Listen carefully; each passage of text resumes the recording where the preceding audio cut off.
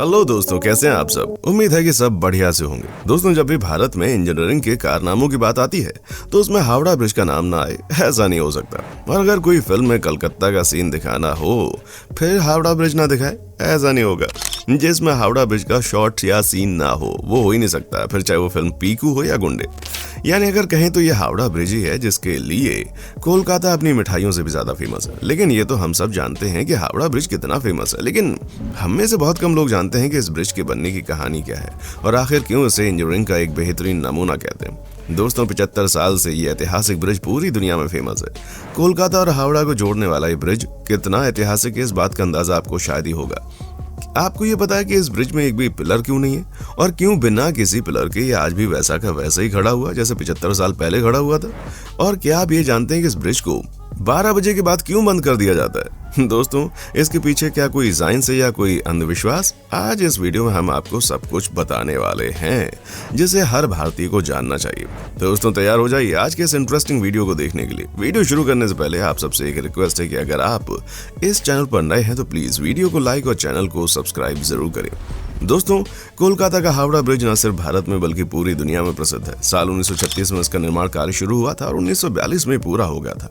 3 फरवरी 1943 को इसे जनता के लिए खोल दिया गया। 2018 में इसके 75 साल पूरे हुए। इसने जहां द्वितीय विश्व युद्ध के दौरान भारी बमबारी झेली तो वहीं स्वाधीनता आंदोलन, देश की आजादी और बंगाल के भयावह अकाल को भी देखा। लेकिन जो हैरानी वाली बात है वो ये है कि पूरी दुनिया में मशहूर और सैलानियों के आकर्षण का केंद्र रहे इस पुल का औपचारिक उद्घाटन तक नहीं हुआ था।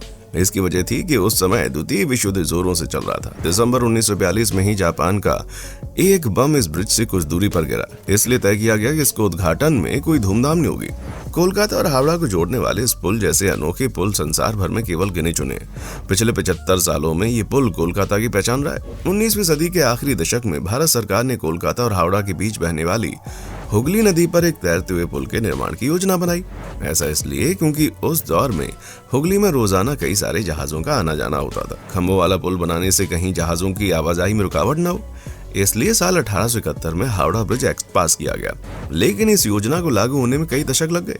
दोस्तों, कोलकाता और हावड़ा के बीच हुगली नदी पर पहले कोई ब्रिज नहीं था। नदी पार करने के लिए नाव ही एकमात्र जरिया था। बंगाल सरकार की ओर से साल 1871 में हावड़ा ब्रिज अधिनियम पारित होने के बाद साल 1874 में सर ब्रैडफोर्ड लेस्ली ने नदी पर पीपे के पुल का निर्माण कराया। साल 1874 में 22 लाख रुपए की लागत से नदी पर पीपे का पुल बनाया गया, जिसकी लंबाई 1528 फीट और चौड़ाई थी 62 फीट। फिर 1906 में हावड़ा स्टेशन बनने के बाद धीरे धीरे ट्रैफिक और लोगों की आवाजाही बढ़ने लगी। तब इस पुल की जगह एक फ्लोटिंग ब्रिज यानी तैरता हुआ पुल बनाने का फैसला किया गया, लेकिन तब तक पहला विश्व युद्ध हो चुका था। इस वजह से ये काम शुरू नहीं हुआ, जिसके बाद युद्ध बीता और साल 1922 में न्यू हावड़ा ब्रिज कमीशन का गठन करने के कुछ साल बाद इसके लिए टेंडर जारी किया गया। तब जर्मनी की एक फर्म ने सबसे कम पैसे का टेंडर भरा, लेकिन तब जर्मनी और ग्रेट ब्रिटेन के आपसी संबंधों में भारी तनाव रहने की वजह से जर्मनी की उस कंपनी को इस पुल को बनाने का ठेका नहीं दिया गया। बाद में वो काम ब्रैथवेट जोसेफ कंस्ट्रक्शन कंपनी को सौंप दिया गया। दोस्तों, अगर बात करें कैंटिलीवर ब्रिज को बनाने की तो इसमें 26,500 टन स्टील का इस्तेमाल किया गया और उस वक्त में इतना स्टील इकट्ठा कर पाना एक बहुत ही बड़ा टास्क था। लेकिन पुल का निर्माण बहुत जरूरी था, इसलिए देश की बड़ी स्टील बनाने वाली लगभग इकलौती कंपनी टाटा ने अपने पास से स्टील बेचने की एक बात कही। इसी कारण डिमांड में से 23,500 टन स्टील की सप्लाई टाटा स्टील ने की। यानी अगर देखें तो ये पुल एक तरह से टाटा का ही पुल है। इस बात मिलने के बाद हावड़ा ब्रिज की डिजाइन तैयार की गई, जो कि अंग्रेजों की एक शर्त थी कि ब्रिज चाहे जैसे भी बने लेकिन ब्रिज के नीचे कोई पुल नहीं होना चाहिए, ताकि ब्रिज के नीचे से निकलने वाली बोट्स को कोई दिक्कत ना हो। इसलिए हावड़ा ब्रिज की जब डिजाइन तैयार की गई तो उसमें सिर्फ 4 खंभे बनाने की बात हुई, जो दोनों सिरों पर लगने वाले थे, जिसका मतलब है कि पुल के नीचे कोई भी खंभा नहीं है, न ही पुल को तारों से लटकाया गया। पूरा ब्रिज महज नदी के किनारों पर बने 280 फीट ऊंचे 2 पायों पर टिका हुआ है। इसके दोनों पायों के बीच की दूरी 1,500 फीट है। दोस्तों, नदी में कहीं कोई पाया नहीं है, जो कि अपने आप में एक बहुत बड़ा अजूबा है कि कैसे बिना खंभे का ये पुल करीब 1 सदी से खड़ा हुआ है। इसके साथ ही साथ हैरान करने वाली बात यह है कि पुल के निर्माण में स्टील के प्लेटों को जोड़ने के लिए नट बोल्ट के बजाय धातु से बनी कीलों यानी ग्रेनेड्स का इस्तेमाल किया गया। खैर जो भी हो, लेकिन पुल तैयार हो गया। तैयार होने के बाद ये दुनिया में अपनी तरह का तीसरा सबसे लंबा ब्रिज बना।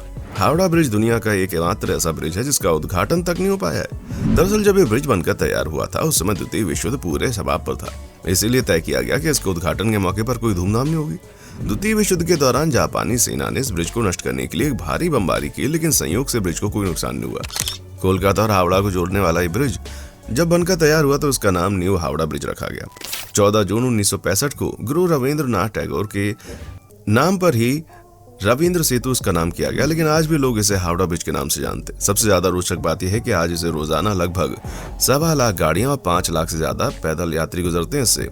दोस्तों, अगर शुरुआती समय की बात करें तो ये ब्रिज बनने के बाद इस पर पहली बार एक ट्राम गुजरी थी, लेकिन बाद में ट्रैफिक बढ़ने की वजह से इस ब्रिज से ट्राम को गुजरने पर बैन लगा दिया गया।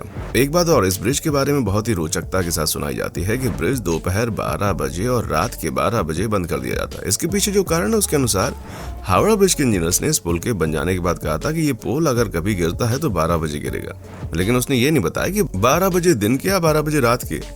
इसे वजह से दिन के मतलब दोपहर के 12 बजे और रात के 12 बजे इस पुल को बंद किया जाता है, लेकिन कई लोग इस बात को पूरी तरह से नहीं मानते। लेकिन इस पुल को 2 बार बंद होना अपने आप में हैरान करने वाला जरूर है। दोस्तों, इसके अलावा एक बात और है जो इस ब्रिज के बारे में कही जाती है, और वो ये है कि ऐसा माना जाता है कि हावड़ा ब्रिज की कोई चाबी है जिसे ब्रिटिश कंपनी ने भारत को नहीं दिया। अब ये चाबी दी क्या थी जिसे सुनकर आप चौंक सकते हैं। कहा जाता है कि पुराने जमाने में शांभवी इसी ब्रिज को बड़े समुद्री जहाजों के लिए तो खोल दिया जाता था, यानी अगर इसे ब्रिज गेट कहें तो गलत नहीं होगा, पर इस बात की कोई आधिकारिक पुष्टि नहीं हुई है। दोस्तों, अगर हालिया स्थिति की बात करें तो इंजीनियर्स का कहना है कि हावड़ा ब्रिज के खंभों को जब जंग लगने लगा है, हावड़ा ब्रिज पर गिरने का खतरा मंडरा रहा है। पान की पीक हावड़ा ब्रिज को कमजोर कर रही है। 78 हैंगर्स के सहारे खड़ा ये पुल पान की पीक से कमजोर हो रहा है। इसकी वजह खुद कोलकाता के लोग ही हैं। हिंदी वेबसाइट ड्वाइचे वेल के मुताबिक कोलकाता पोर्ट ट्रस्ट के चीफ इंजीनियर अमल कुमार मेहरा बताते हैं कि जिन खंभों का पुल टिका है उनसे कुछ खंभों की मोटाई तो पिछले 3 साल में आधी रह गई है। पीक की वजह से लगभग खंभों में दरारें पड़ गई हैं। मेरा कहते हैं कि चिंता की बात है और रिपेयर के लिए पुल को बंद करना पड़ सकता है। विशेषज्ञों की माने तो पान में ऐसी चीजें हैं जो बेहद खतरनाक होती हैं और वो स्टील तक को गला सकती हैं। कोलकाता की सेंट्रल फॉरेंसिक साइंस लैब के डायरेक्टर चंद्रनाथ भट्टाचार्य बताते हैं कि थूक के साथ मिलकर पान में मौजूद चीजें स्टील पर एसिड बनकर उसको नुकसान पहुंचाती हैं। 2005 में 1000 टन वजनी कार्गो जहाज इससे टकराया था, तब भी पुल पर उस जहाज के टकराने का कोई असर नहीं हुआ, लेकिन टैनिन के मिश्रण वाला थूक इसका दुश्मन बन गया। पक्षियों द्वारा हावड़ा ब्रिज पर की जाने वाली गंदगी से कोलकाता पोर्ट ट्रस्ट काफी परेशान है, क्योंकि इससे ब्रिज को केमिकल लॉस हो रहा है। इसीलिए ट्रस्ट हर साल ब्रिज से पक्षियों की गंदगी हटाने के लिए 5 लाख का कॉन्ट्रैक्ट देता है।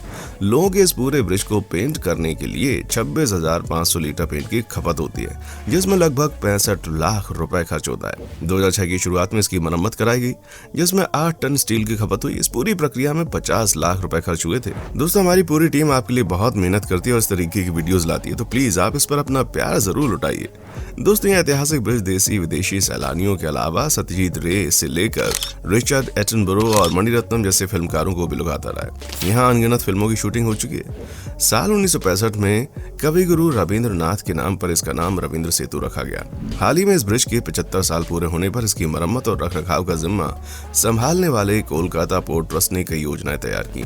इसके तहत रोजाना इस ब्रिज पर पैदल चलने वाले लाखों यात्रियों के लिए एक शेड बनाया जाएगा। इस पोर्ट के अध्यक्ष बताते हैं कि इसके लिए पेशेवर वास्तुविदों की सहायता ली जाएगी ताकि ब्रिज की खूबसूरती वैसी बनी रहे। दोस्तों, कैसा लगा हमारा आज का एपिसोड हमें कमेंट करके बताएं। हमें आपके कमेंट्स का इंतजार रहेगा। दोस्तों, उम्मीद करता हूं कि हमारा एपिसोड आपको पसंद आया होगा। दोस्तों, अगर आप हमारे चैनल पर नए हैं तो प्लीज चैनल को सब्सक्राइब करें, क्योंकि हम आपके लिए रोज इस तरह की वीडियोस बनाते रहते हैं। देखने के लिए शुक्रिया।